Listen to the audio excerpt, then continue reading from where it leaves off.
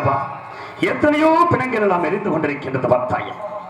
ஆண்டான் அடிமை உயர்ந்தவன் தாழ்ந்தவன் என்ற பேரமேசும் மனிதர்கள் எல்லாம் பார்த்தேன். என்றுமே உறங்காத இடம் என்று கொண்டிருக்கிறது. அதையும் வாழ்விலே பார்த்தபடி என்று என்னை மயானக்கரைக்கு அனுப்பி வைத்திருக்கிறான் போல் தெரிகிறது. ஆண்டான் அடிமை உயர்ந்தவன் தாழ்ந்தவன் என்று பேசி மாட மாளிகை கூட கோபுரங்கள் கட்டி வாழுகின்றான். அவன் கட்டிய மாட மாளிகையில் அவன் இறந்து விட்டால் அவன் கட்டிய அந்த மாளிகையில் அவனுக்கு இடமில்லை. குடிசை வீடு கட்டி வாழ்ந்து கொண்டிருக்கின்றான். அவன் கட்டிய குடிசையில் அவன் இறந்து விட்டால் அந்த குடிசையிலும் அவனுக்கு இடமில்லை. எல்லோருக்கும் இறைவன் ஒரு இடத்தை கொடுத்திருக்கிறான் என்றால்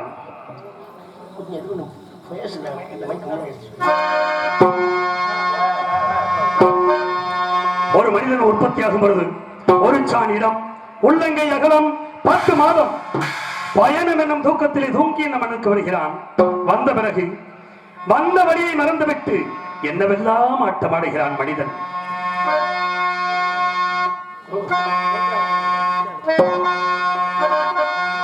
ஒரு சான் இடத்துக்குள்ள உள்ளங்கையே அகலத்திலே படுத்திருந்தேன் 10 மாசம் பயணம் என்னும் தூக்கத்திலே. உல்லாசமான வீடு ஒரு மனிதன் வாழும் கூடு. உல்லாசமான வீடு ஒரு மனிதன் வாழும். ஒரு சான் எடுத்துக்கொள்ளே உள்ளங்கையே அகலத்திலே. ஒரு சான் எடுத்துக்கொள்ளே உள்ளங்கையே அகலத்திலே படுத்திருந்து 10 மாசம் பயணம் என்னும் தூக்கத்தில். உல்லாசமான வீடு ஒரு மனிதன் வாழும் கூடு. உல்லாசமான வீடு ஒரு மனிதன் வாழும் கூடு.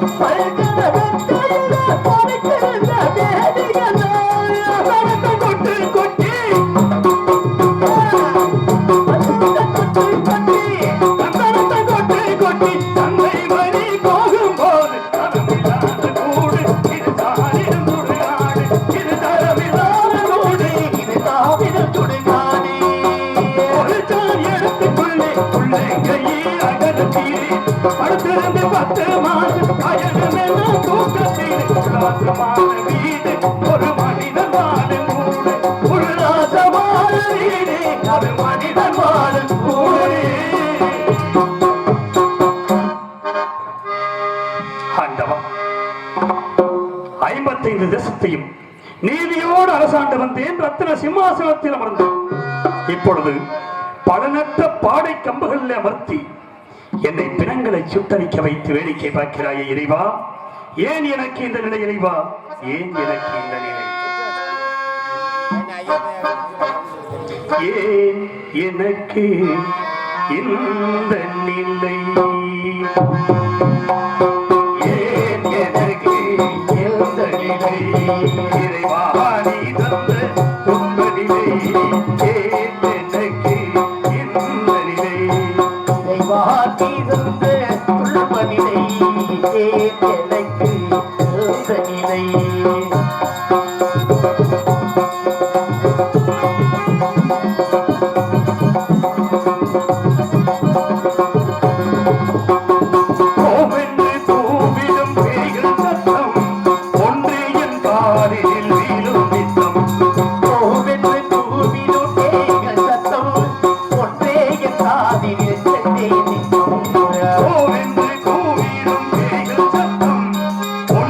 காதில்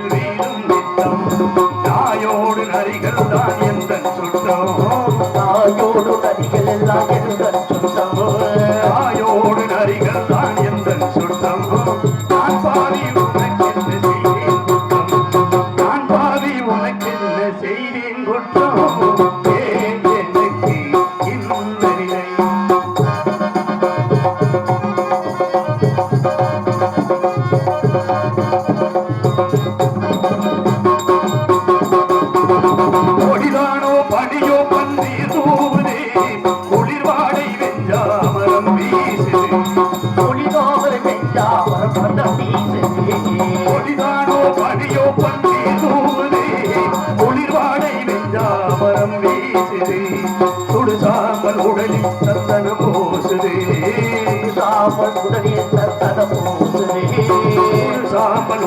சந்தனம் பூசுதே சுடலையில் பின்னமாடை மனம் வீசுதே சுடலையில் பின்னமாடை மனம் வீசுதே ஏன் என்னைக்கு இந்த நிலை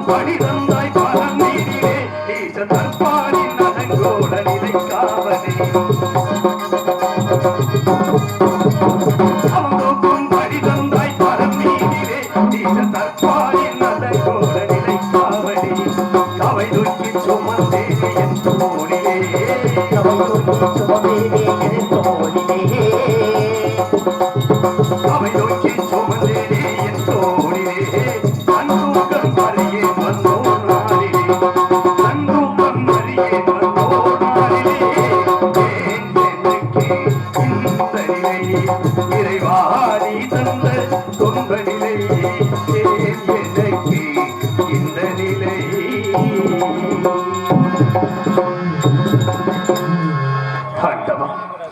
இப்படியே அழுது புலம்பிக் கொண்டிருந்தால் என் நிலைமையை அந்த இறைவனிடத்தில் சென்று யார் சொல்லப் போகிறார்? ஆண்டவா, அதோ ஆகாய வீதிகளிலே ஓடித் திரிகின்ற மேகங்களே, பாடித் திரிகின்ற பறவைகளே, நீங்களாவது ஹரிச்சந்திர மன்னன் நாட்டை இழந்தான், மனைவியை மகனையும் விலக்கிவிட்டான். அன்பு நண்பன் சத்தியகத்தை விட்டு பிரிந்து மயானத்தை வந்து பிணங்களை எரித்துக் கொண்டு சிவனே சிவனே சிவனே என்று உன்னையே நினைத்து அழுது புலம்புகிறான் என்று அந்த இறைவனிடத்தில் சென்று எனக்காக தூது சொல்ல வேண்டும். எப்படி சொல்ல வேண்டும் என்றால், ஆகாய வீதியிலே பறந்து செல்லும் பறவைகளே, சீர்களிலே போவீரோ அந்த சிவனைத்தான் காண்பீரோ. ஆகாய வீதியிலே பறந்து செல்லும் பறவைகளே, ஆகாய வீதியிலே பறந்து செல்லும் பறவைகளே, சீர்களிலே போவீரோ சிவனைத்தான் காண்பீரோ. தோடு சொல்ல மாட்டீரோ என் கதையை கேட்பீரோ. ஆகாய வீதியிலே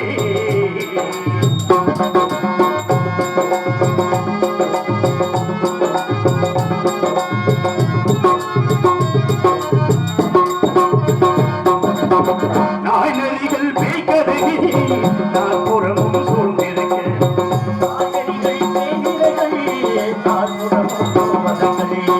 நாய்நரிகள் பேய்கருகி நான் புறமும் சூழ்ந்திருக்க, வாய்ப்புடம்பி தனிமையிலே மருந்துகிறான் அடிமை என்று, வாய்ப்புடம்பி தனிமையிலே மருந்துகிறான் அடிமை என்று. ஆகாய வீதியிலே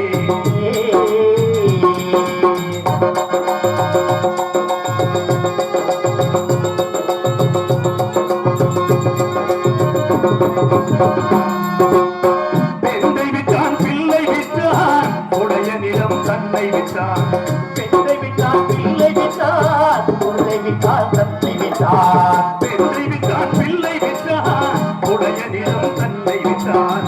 பெருமானி உன்னை என்று ஒரு முறையும் இல்லை என்றான், பெருமானி உன்னை என்று ஒரு முறையும் இல்லை என்றான். ஆகாய வீதியிலே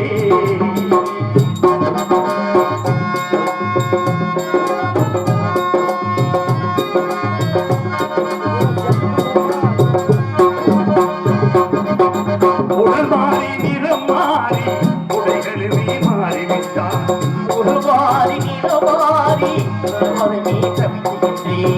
உடல் மாறி நிறம் மாறி உடைகளுமே மாறிவிட்டான்.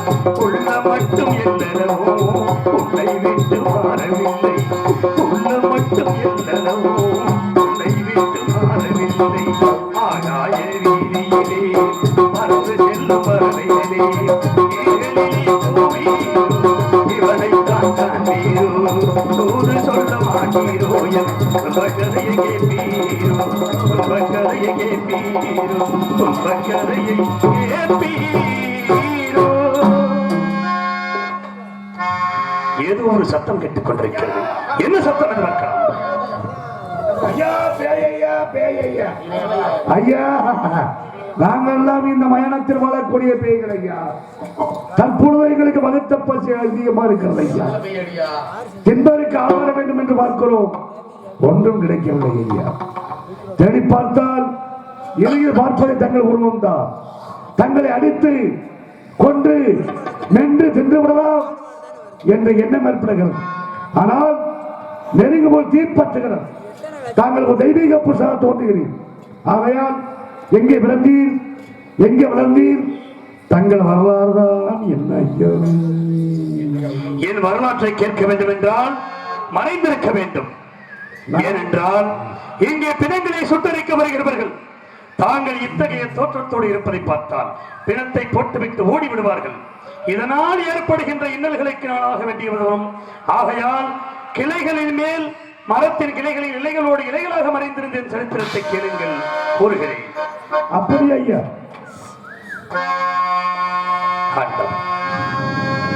எத்தனையோ தெய்வீக சிந்தனையுள்ள மனிதர்கள் எல்லாம் இருக்கும் பொழுது இறைவன் அந்த பேய்களை வைத்து என் கதையை கேட்க வைத்திருக்கின்றான். பேய்களிடத்தில் தான் என் கதையை சொல்ல வேண்டும் எனக்கு விதி இருந்தால் அதையும் சொல்லுகிறேன்.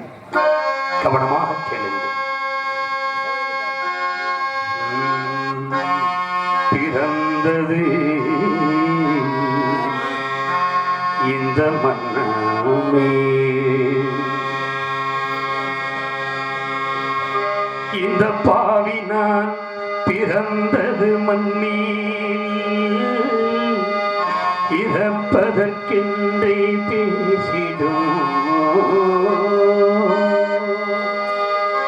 பிறந்தது மண்ணில் இறப்பதற்கென்றே பேசிடும். துறந்தனர் சுகமும் துக்கத்துக்கு ஈடேனும் சொல்லும் கண்டே நான் கண்டே. துறந்தனர் சுகமும் துக்கத்துக்கு ஈடேனும் சொல்லும் கண்டேன்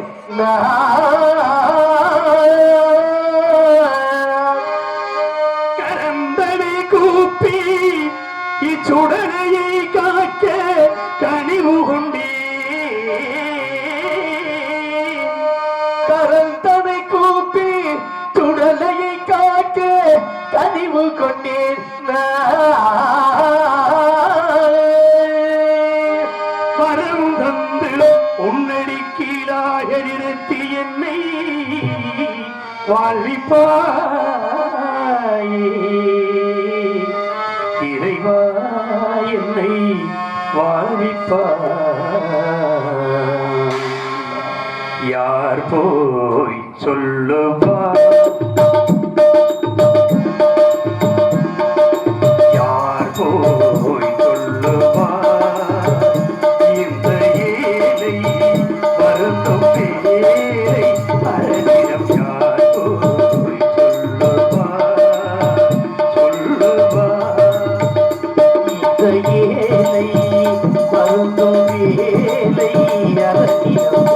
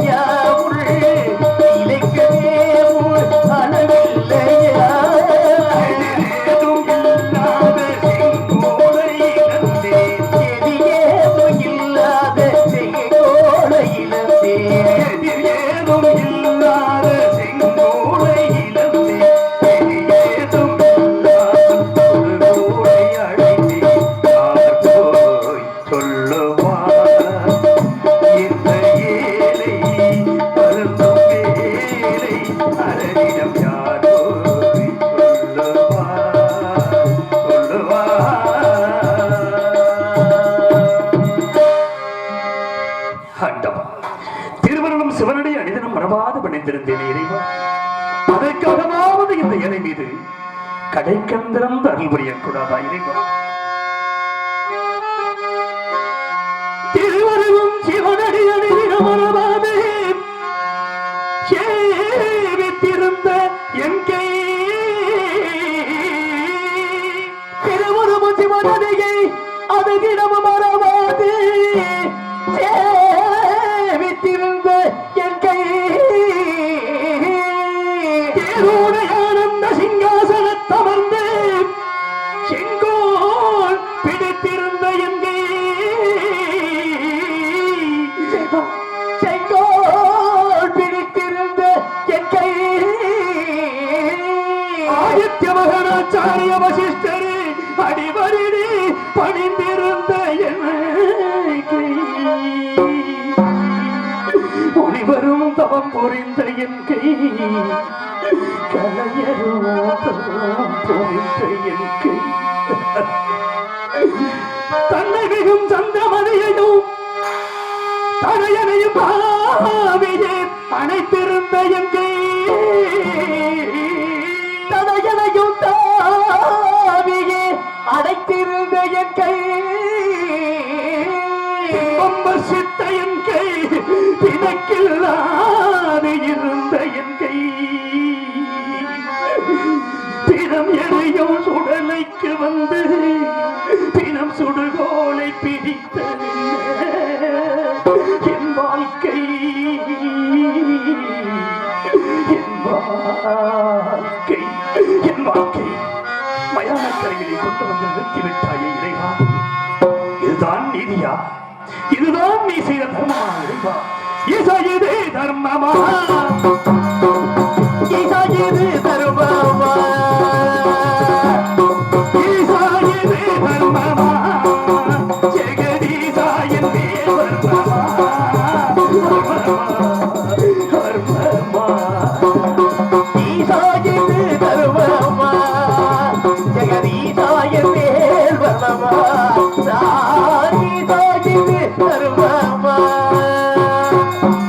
ஆட்டு வெள்ளமும் பறவை விளங்கும் பேசியர் வெள்ளமும் ஒருவடியோடு நின்றவன் தல்லருமுகர் அரிச்சந்திர பெயர் வல்லல் வல்லுரை அயல் மன்னர் மன்னரே ராசாங்கம் ஆண்டது போய் ராசாங்கம் ஆண்டது போய் ராசாங்கம் ஆண்டது போய் இப்போ நீ சாங்கம் ஆளவையாய் தெய்வமே தெய்வமே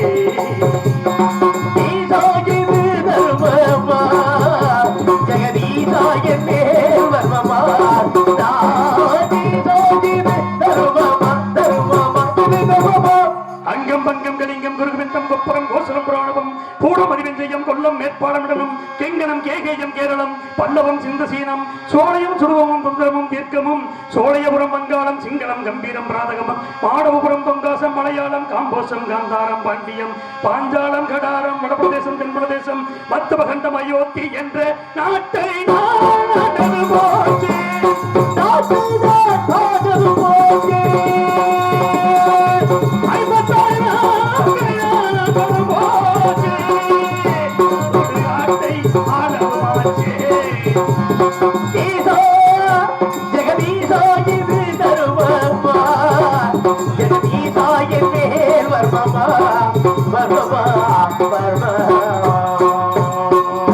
ஆதியத்தக்கனாவன் சுவரணி என்ன மாதிரி மணந்து சுவரணியானவன் தனக்கு மகப்பெருளத காரணத்தினால் கௌரவம் அனுஷ்டித்து 27 பெண்களை பெற்றெடுத்து 27 பெண்களுக்கும் அசிமணி பரணி கிருத்திகை ரோணி பிரசம் திருவாதிரை புனர்பூசம் பூசம் ஆயில்ய மகம் புறமுத்திரம் அஸ்தம் சித்திரை சுவாரி அனுசம் கேட்டை மூலம் புறமுத்திரம் திருமணம் வைத்தம் புரட்டாதி உத்திரட்டாதி ரேவதி என்று 27 பெண்களை கிராமமைத்து நான் ஒரு வேடியும் பொழுதொரு வண்ணமாக வளர்த்து பெண்கள் தக்க பருவம் வந்தவுடனே 16 கிளையுடைய சந்திரனை அழைத்து 27 மதர்களை மனம் செய்து கொடுத்து ஏகமோகமாக இல்லறம் நடத்த கடவுள் என்று சந்திர மண்டலம் அனுப்பி வைத்தார். சந்திரன் தனது இருப்பிடம் சென்றவுடனே அழகிலே சிறந்த ரோகிணியோடு மாத்திரம் பின்பற்ற வந்ததினால் மற்ற 26 மாதர்களும் மனம் வருந்தி தந்தைக்கு தக்க இடத்தில் வந்து வருகிற தக்கனவன் பார்த்தான். சந்திரா, என்னுடைய வார்த்தையை மீறி நடந்த காரணத்தினால் இப்பொழுது பொழுது பூரா கலைகளும் ஈனமாக போகட்டும் என்று சாபமிட்டாரே.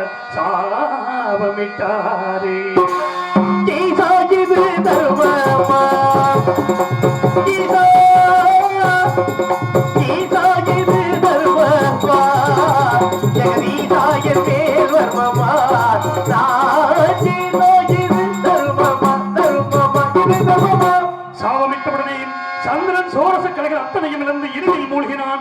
இருள் வருவதை கண்ட மாதர்கள் மனம் வருந்தி தந்தைய தக்க இடத்திலே வந்து வருகிற தக்கனவன் பார்த்தான். மக்கள் மீது இரக்கம் கொண்டதக்கம் மீண்டும் சந்திரனை அழைத்து இனி ஒரு பக்கம் கலைகள் தேயவும் மறுபக்கம் கலைகள் வளரவும் என்று சாப விமோச்சனம் கொடுத்து சந்திர மண்டலம் அனுப்பி வைத்தாரே.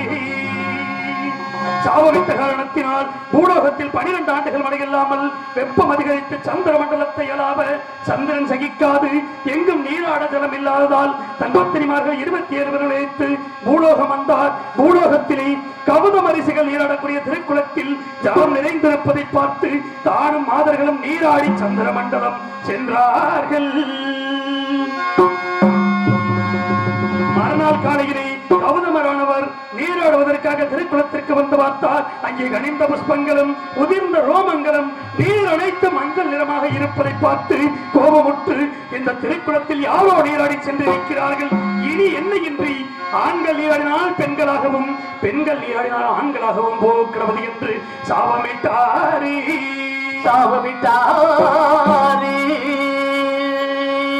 சாபத்தை அறியாத சந்திரன் மறுநாள் காலையில் தன் பத்திரிமார்கள் 27 மணிக்கு வந்து அந்த குளத்தின் கரையில் நிறுத்திவிட்டு முதலில் தான் மட்டும் இறங்கி நீராடி மூழ்கி எழுந்தான். மூழ்கி எழுந்த சந்திரன் அழகிய பெண் உருவாக மாறி கரைக்கு வர பெண்கள் கண்டு மனம் வருந்தி ஸ்ரீமன் நாராயணன் நோக்கி தவம் செய்ய தவத்திற்கு மகாவிஷ்ணுவானவர் அங்கு வந்து பெண்ணுருவாயிருந்த சந்திரனை பார்த்து அவனிடத்தில் கொஞ்சி குழவி பேசி மறைமுகமான சோலைவனத்தில் அழைத்து போய் கூட கூடியவனாக மகா பாதகனாகிய நான் பிறந்தேன். குழந்தையாகி என்னை தரையிலே கிடத்திவிட்டு பெண்ணுருவாயிருந்த சந்திரனை மீண்டும் திருக்குளத்தில் மூழ்கும்படி செய்து சுய உருவை கொடுத்து சந்திர மண்டலம் அனுப்பி வைத்தாரே. அந்த வனத்தில் வசிக்கின்ற கௌதமரை அழைத்து குழந்தையாகி என்னை கொடுத்து இவன் மகா சத்தியவந்தன் தந்தாரம் என்று பிரதாரம் வச்சிக்க மாட்டான், மெய் என்று பொய் சொல்ல மாட்டான், இவன் 56 வருஷத்தையும் ஆளுகின்ற சக்கரவர்த்தியாக வருவான், திருச்சங்கராசன் வேட்டைக்கு வருவான், அவனிடத்தில் இவனை கொடு என்று உத்தரவு செய்து இவன் அறியாயி எனக்கும் சந்திரனுக்கும் பிறந்தபடியினால் இவனுக்கு ஹரிச்சந்திரன் என்று பெயரிட்டு அழைக்கும்படி சொல்லி சென்ற பேரையும் நான் இழந்தேன்.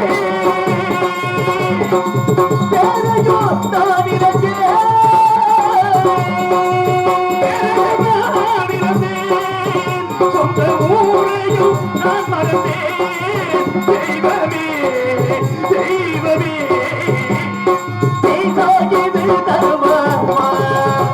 ஜெகதீசாய தேவமா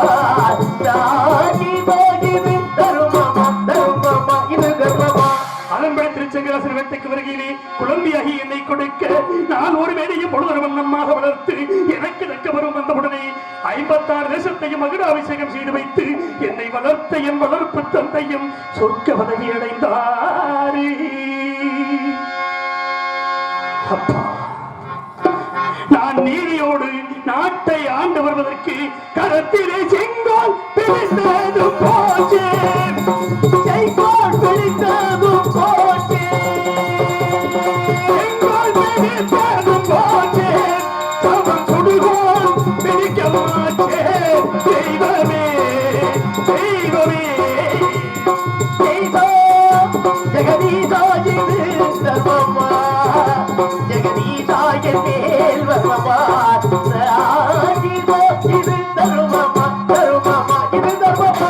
நாட்டை நீதியோடு ஆண்டு வருகிறேன். 2 யாத்திரைவாசிகள் வந்தார்கள். எங்கெங்கு சென்றீர்கள், என்ன விசேஷம் என்று கேட்டேன். கண்ணமாபுரியிலே மதிதையர் மகள் சந்திரமதி மாலை சூடும் அங்கையானார் என சொல்ல அதே சமயம் சுயவர ஓலையும் வந்து சேர்ந்தது. உடனே ரதத்தை சுத்தப்படுத்தி கண்ணமாபுரி புறப்பட்டு சென்றேன். செல்லும் வழியிலே மருதம், முல்லை, நெய்தல், குறிஞ்சி என்ற நிலங்களை கிடந்து இந்த பாவியாகிய நான் பாலைவனம் வழியாக பிரவேசித்தேன். அங்கு காளியாதேவியின் ஆலயத்தை கண்ணுற்றேன். கண்ணுற்ற மாத்திரத்தில் நட்டேறி நாயகியை தொழுதிறங்கி நம்பிராசன் முற்றேரை நோக்குதல் முடிவேந்தன் கருணை விளிமைகள் கற்க கற்றேறும் கற்பனையும் கற்கனையும் கற்சிலையும் கண்ணி முன்னே பொற்றேறும் பொற்கனையும் பொற்சிலையாய் பொழிந்ததன்றே என கேட்டேன். உடனே காளியாதேவியும் பிரசன்னமாகி, அடே மகனே, 2000 ஆண்டுகளுக்கு முன்னதாக உனது மூதாதில் ஒருவரான வர்ணனானவன் இந்த தேர், குதிரை, வில், அன்பு நான்கு இங்கு கொண்டு வந்து நிறுத்தி இதை கல்லாக சபித்து இது யாருடைய கண்களுக்கு பொன்னுருவாக தெரிகிறதோ அவர்களுக்கு கொடு என்று சொல்லி சென்றான். இது உன்னுடைய கண்களுக்கு பொன்னுருவாக தெரிந்தபடியினால் இது நீயே எடுத்துச் செல் என்று சொல்லி அனுப்பிய அந்த காளி கொடுத்த தேரும்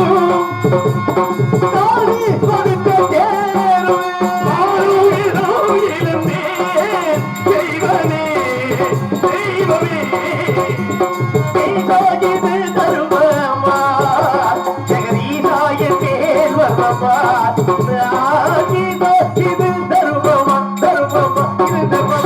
காளியாதேவி கொடுத்த தேரினை ஏறி கண்ணமாபுரி சென்று சுயவர மண்டபத்தை அடைந்து சுயவர மண்டபத்தில் எனக்குரிய ஆசனத்தில் அமர்ந்திருந்தேன்.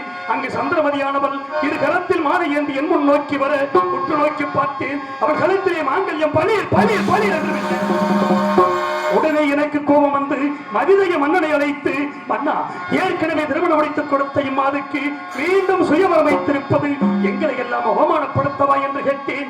உடனே மதிதய மன்னன் மற்ற தேசத்து அரசுகளை பார்த்து, இந்த ஹரிச்சந்திர மன்னன் என் மகள்களத்தில் மாங்கல்யம் இருப்பதாக கூறுகின்றானே, உங்களுக்கெல்லாம் தெரிகிறதா என கேட்க மற்ற தேசத்தரசர்கள் எல்லாம் என்னை பார்த்து நகைத்தார்கள். உடனே ஆகாயத்தை நோக்கி அசிரியானது தோன்றி, அடே ஹரிச்சந்திரா, இவன் பிறக்கும் பொழுது மாங்கல்யத்தோடு பிறந்தவள். இந்த மாங்கல்யம் யாருடைய கண்களுக்கு பொன்னுருவாக தெரிகிறதோ அவன் தான் இவளை மணக்க தகுந்தவன். இது உன்னுடைய கண்களுக்கு பொன்னுருவாக தெரிந்தபடியினால் இவளை நீயே மனம் செய்து கொள், சந்தேகப்பட வேண்டாம் என்று சொல்ல, நான் ஆனந்த சந்தோஷத்தோடு சந்தமதியை மாலை சூடி கோசலை நாட்டுக்கு அழைத்து சென்று நாங்கள் சந்தோஷமாக வாழ்ந்த காலத்தில் எனக்கு ஒரு ஆண்மகனை பெற்றெடுத்தார்.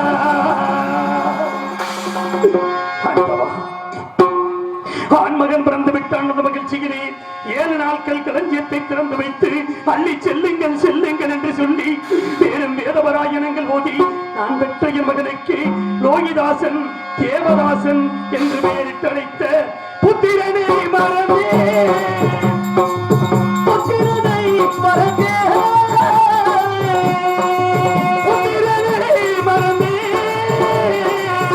எந்த பத்திரியை புத்திரனை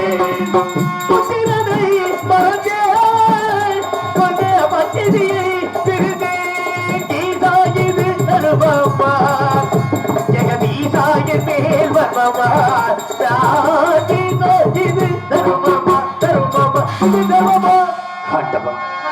ஆதியிலும் அடிமை அல்ல, ஜாதியிலும் அடிமை அல்ல, பாதி நாளிலே அடிமையாகி மயானத்திலே வந்து பரிதவிக்க முடிவை கொடுத்து விட்டாயே இறைவா. ஆதியிலும் அடிமை அல்ல, ஆதியிலும் அடிமை அல்ல, ஆதியிலும் ஆதியிலும் ஆதியிலும் ஆதியிலும் ஆதியிலும் ஆதியிலும்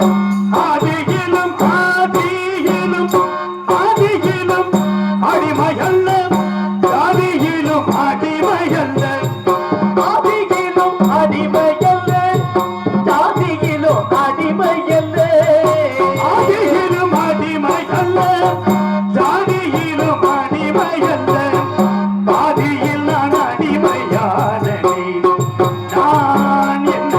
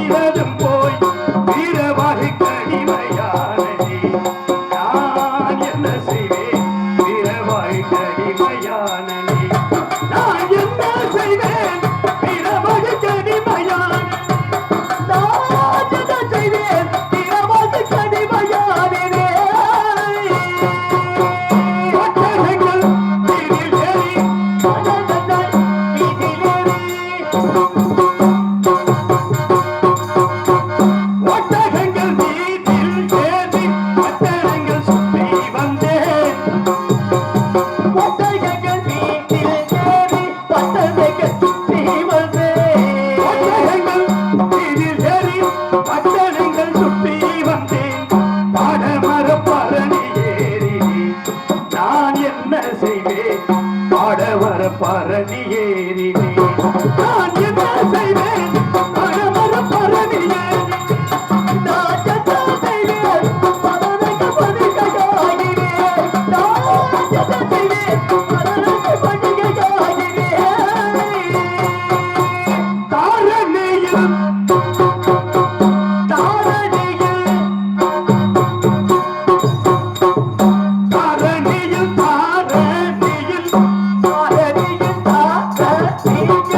தாரணியில் படுத்தவரை தட்டி தட்டி எழுப்பினேனோ. தாரணியில் படுத்தவரை தட்டி தட்டி எழுப்பினேனோ. தாரணியில் படுத்தவரை தட்டி தட்டி எழுப்பினேனோ. இருவகை கடிமையாகினேன். நான் என்ன செய்வேன் இருவகை கடிமையானனே. நான் என்ன செய்வேன் வீரவகை கடிமையானனே. நான் என்ன செய்வேன் வீரவகை கடிமையானனே. நான் என்ன செய்வேன் வீரவகை கடிமையானனே. இல்லை என்று கேட்டவர்க்கு இல்லை என்று கேட்டவர்க்கு இல்லை என்று கேட்டவர்க்கு அள்ளி அள்ளி கொடுத்தகையா. இல்லை என்று கேட்டவர்க்கு அள்ளி அள்ளி கொடுத்தகையா. இல்லை என்று கேட்டவர்க்கு அள்ளி அள்ளி கொடுத்தகையா. கொள்ளி காசு வாங்க வைத்தாயே தேவாதே தேவா. கொள்ளி காசு வாங்க வைத்தாயே தேவாதே தேவா. கொள்ளி காசு வாங்க வைத்தாயே. பேய்களே, கேட்டீர்களா என் கதையை? இந்த பாவிக்கு இதுவரை நடந்த வரலாறு இதுதான்.